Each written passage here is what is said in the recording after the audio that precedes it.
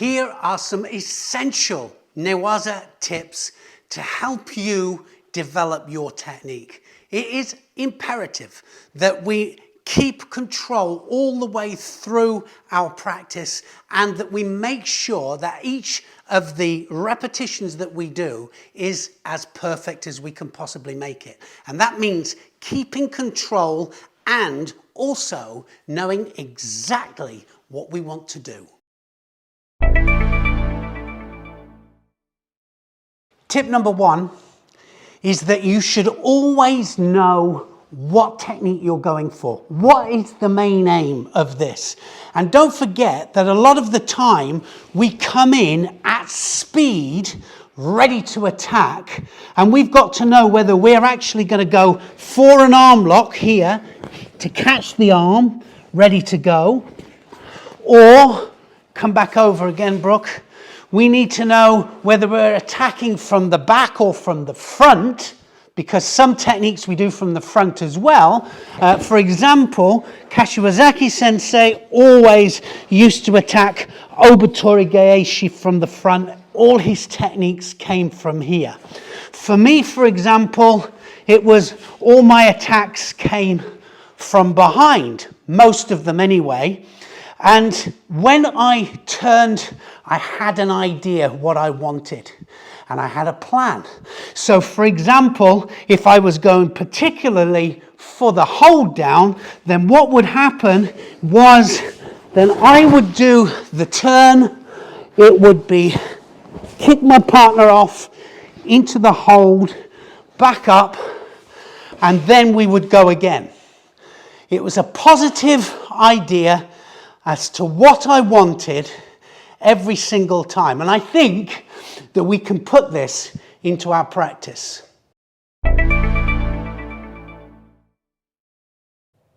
A lot of people are not aware of balance in Newaza, and it's just as important in Newaza as it is in Tachiwaza. And imagine that this is the vertical balance line here coming right the way through the center of my opponent here, and the horizontal balance line here is coming through the belt line.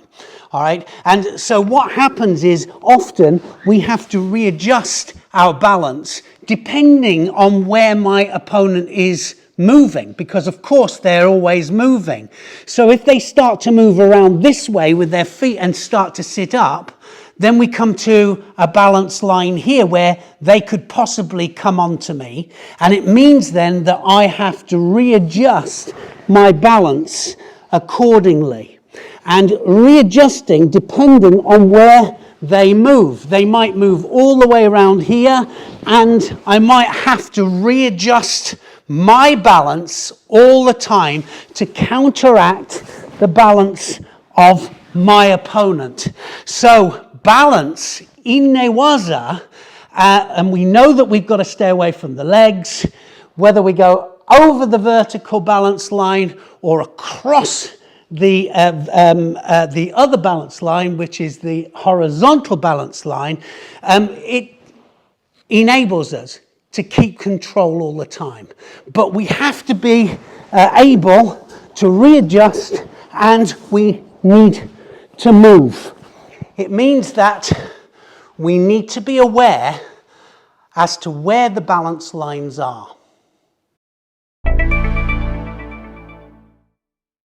The head plays an integral part of Newaza.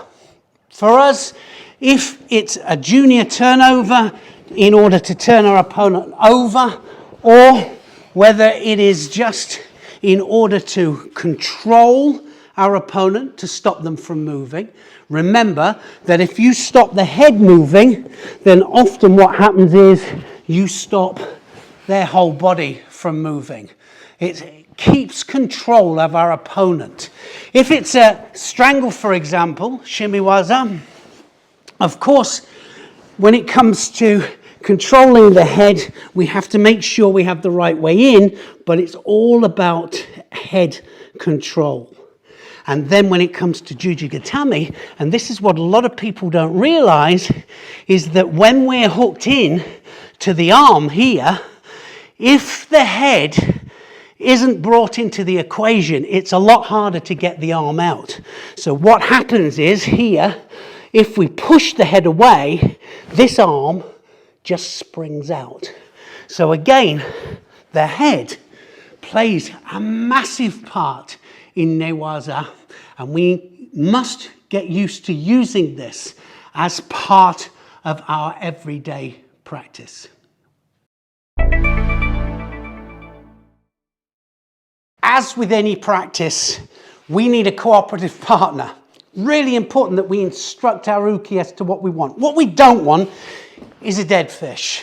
All right, there's nothing worse than somebody with their legs out straight here and we're lying on top and we have no reaction whatsoever. They don't move. We don't want that. So we need to instruct them. We need to get a little bit of movement here, whether it's trying to get past the legs, past the guard, or for example, if we want to do a turn into our favorite technique, practicing the transition. Quite often what I do is to flick them over and then practice the transition in.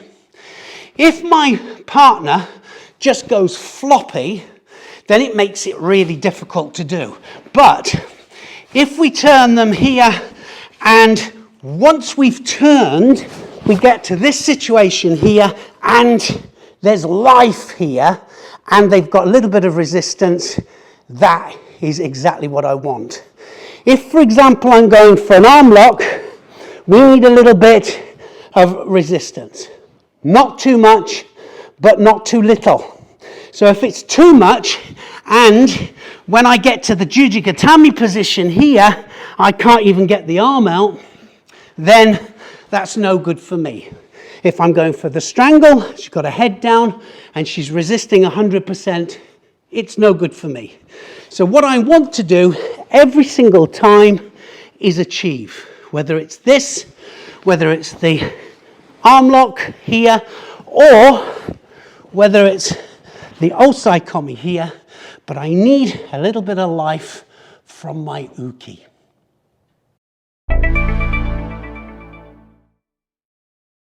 Repetition makes permanent.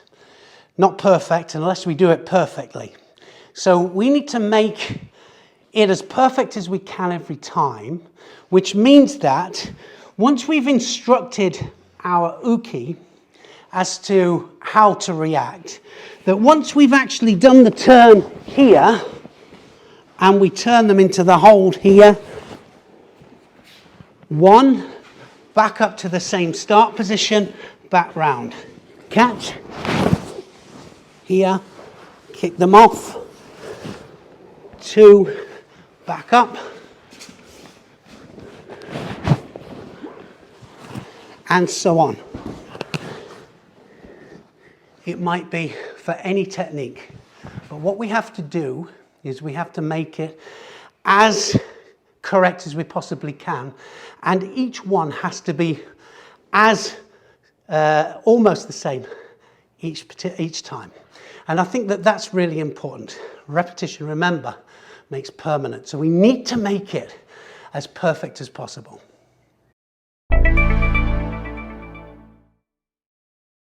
Adaptability in Newaza, it's the same as in Tachiwaza. We need to be able to readjust depending on what happens. We might not catch it the first time, so we might need a plan B, C, D, and E. When we're practicing, we need a partner that cooperates, and we need to talk to them. So I'm going to flick you over now onto all fours first. That's going to be our start position. So we need to instruct as to what we want. We flick them over. My attack is from behind. I attack, first of all, to try for the turn, for the hold. It might be that they're in the wrong position. So then I need plan B. If plan B doesn't work, then I need to be able to go to plan C here. And sometimes when we get into a position like this here, it might be that they're defending and I can't get the arm out. So then I might need to go to plan D. And if this one doesn't work and they manage to resist this particular one here, I might go to plan E. So it's having a progression. And that progression is very, very important, especially with the rules as they are today. Having somewhere to go and telling the referee that I know what I'm doing and I want you to keep this going because I am, in the end, going to score ippon.